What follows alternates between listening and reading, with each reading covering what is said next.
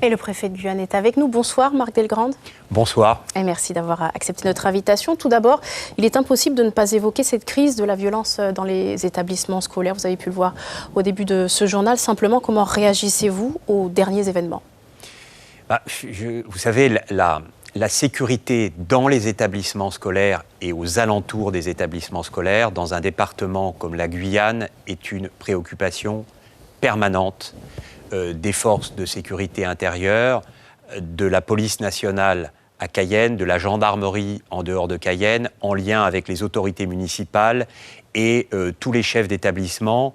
Nous avons, avec le recteur, dans le courant du mois d'octobre, réuni l'ensemble des chefs d'établissement, l'ensemble des responsables de la police et de la gendarmerie pour faire le point et pour mettre en place une stratégie. Alors naturellement, il y a la Convention Évidence notamment prend en charge cette question. Il y a la Convention Évidence, mais ce qui est important, on n'assure pas la sécurité par une convention. C'est vrai que la convention fixe un cadre. L'idée est bien le renforcement des patrouilles. C'est ce qui est fait notamment à Saint-Laurent-du-Maroni, sous l'autorité du sous-préfet, qui a organisé avec la maire hier une réunion pour améliorer encore le dispositif s'il en était besoin. Et c'est vraiment le travail en commun entre les chefs d'établissement et les responsables des forces de sécurité intérieure qui permet d'obtenir des résultats. Ça peut être aussi des fouilles qui sont organisées à l'entrée des établissements. Bref, l'idée est de s'adapter en permanence à la situation.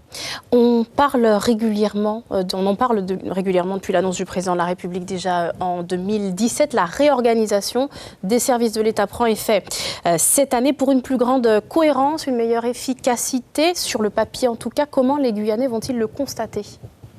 Alors, l'idée est bien d'avoir une réforme qui est au service des Guyanaises et des Guyanais. L'idée, ce n'est pas de se réformer pour faire plaisir, c'est une réforme qui est très profonde. Nous sommes le seul département, outre-mer et hexagonal, à connaître une telle profondeur de réforme. Elle est opérationnelle depuis le 1er janvier. L'idée, c'est de raccourcir les délais de traitement des dossiers, c'est d'avoir des avis qui sont plus rapides, avoir des services qui se parlent mieux, le plus rapidement, donc d'appuyer les projets des collectivités locales, d'appuyer les projets des entrepreneurs. C'est à leur service que cette réforme a été conçue et qui fait suite à la visite du président de la République à la fin du mois d'octobre 2017, comme vous l'avez indiqué. Alors, cette réforme prévoit aussi de plus grands pouvoirs décisionnels aux mains du préfet pour éviter l'écueil, notamment du passage par Paris avant de pouvoir mettre en place des décisions locales. Comment cela va-t-il encore une fois se traduire ? Comment prenez-vous cette nouvelle responsabilité ? Alors, ce n'est pas vraiment une nouvelle responsabilité, hein. Je veux bien préciser les choses. Les compétences de l'État, les compétences du représentant de l'État en Guyane ne changent pas. C'est une réforme d'organisation, pas une réforme statutaire. L'idée vraiment, c'est que quelquefois, on peut avoir sur un certain nombre de projets un enjeu environnemental, un enjeu agricole qui parfois entre en, je ne vais pas dire en conflit, mais sur lequel on a du mal à avoir un arbitrage. Désormais, où la réalité locale finalement prime sur... C'est exactement ça, et c'est le même directeur général qui gérera les deux projets. Si d'aventure le sujet a besoin de remonter jusqu'à moi pour que je prenne un arbitrage ou une décision, je le ferai d'autant plus vite. C'est vraiment l'accélération des projets qui est la priorité numéro 1. Vous savez qu'il y a sans doute dans le fait qu'on réduise la complexité administrative, quelques dixièmes de croissance en plus pour notre territoire. C'est vraiment ça qui est l'essentiel pour moi. Sur le front de l'emploi, on observe une hausse, vous l'avez rappelé ce matin, du nombre de salariés en Guyane, 5%, mais cela représente 2600 postes sur 55 000 actifs, et puis surtout sur une population de 300 000 habitants. La marge de progrès est considérable. Oui, la marge de progrès est certes considérable. C'est vrai que nous avons encore beaucoup de chemin à parcourir, mais nous avons des frémissements qui sont intéressants. La baisse du chômage qui est réelle, qui est importante, qui touche toutes les catégories de la population, les plus jeunes, ceux qui sont éloignés de l'emploi depuis le plus longtemps, bénéficient de cette tendance. Donc c'est vraiment une évolution qui est favorable et surtout qui n'est plus portée essentiellement par l'emploi public. Nous créons des emplois marchands. C'est important. C'est la preuve que le développement endogène en Guyane est possible. Nous avons créé en 2019 plus de 1800 entreprises. Et ça, c'est une évolution qu'il faut noter. En parlant des entreprises, les socioprofessionnels rappellent par ailleurs que l'engagement de l'État à élaborer un pacte fiscal et social pour favoriser un renouveau de l'économie en Guyane n'a tout simplement pas lieu. Que leur répondez-vous ? Vous savez, vous l'avez signalé dans votre reportage, il y a d'abord les exonérations Lodéom qui ont été améliorées en 2019. Qui ne faisaient que rattraper un risque de perte finalement. Je ne crois pas qu'on puisse dire ça. Vous savez, je crois que l'État n'a pas été autiste. Les chefs d'entreprise, que nous disaient-ils sur le CICE ? Ils nous disaient tout ça est bien gentil, mais le CICE, on le touche en année N+1. L'année suivant la déclaration de l'impôt sur les sociétés ou de l'impôt sur le revenu. L'État n'a pas été autiste. La seule façon de faire, la façon la plus opérationnelle, c'était d'intégrer le CICE dans les exonérations de charges sociales. C'est ce qui a été fait en 2019. La ministre des Outre-mer s'était engagée à une clause de revoyure.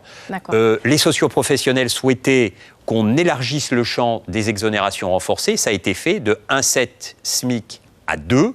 Le décret d'application a été pris le 30 décembre. Je sais que c'était une préoccupation, donc ce décret vraiment a été pris très rapidement et c'est un gage de bonne application et d'application rapide de ce nouveau dispositif. Même si, encore une fois, les socioprofessionnels estiment que cela reste insuffisant.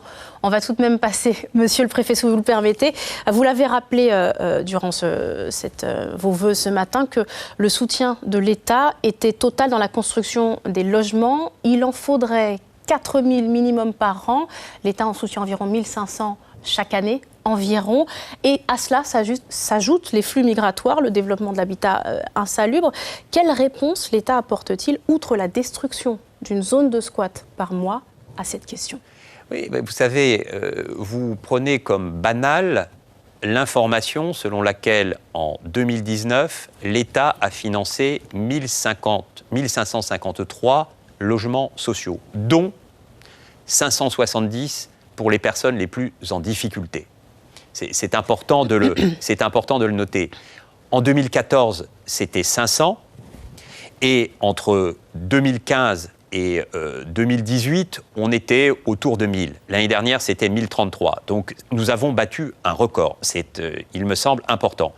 On dit souvent, oui, mais vous ne livrez pas assez de logements. L'année dernière, on a livré presque 1100 logements sociaux. C'est un record. C'est plus de 2 fois ce qui avait été fait en 2018. Et je souhaitais signaler qu'au moment où on se parle, tous les logements sociaux construits en Guyane ne sont pas occupés. Merci. Pour autant, nous n'avons pas notre réponse pour les personnes qui ont été, on va dire, expulsées des zones de squat. Ah non, je ne suis pas d'accord avec vous. D'abord, les personnes qui ont été expulsées, celles qui étaient le plus en difficulté, sur le squat Leblon du mois de septembre ou sur les expulsions suivantes, nous nous sommes occupés d'elles. Il y en avait encore certaines qui étaient logées dans des dispositifs d'urgence.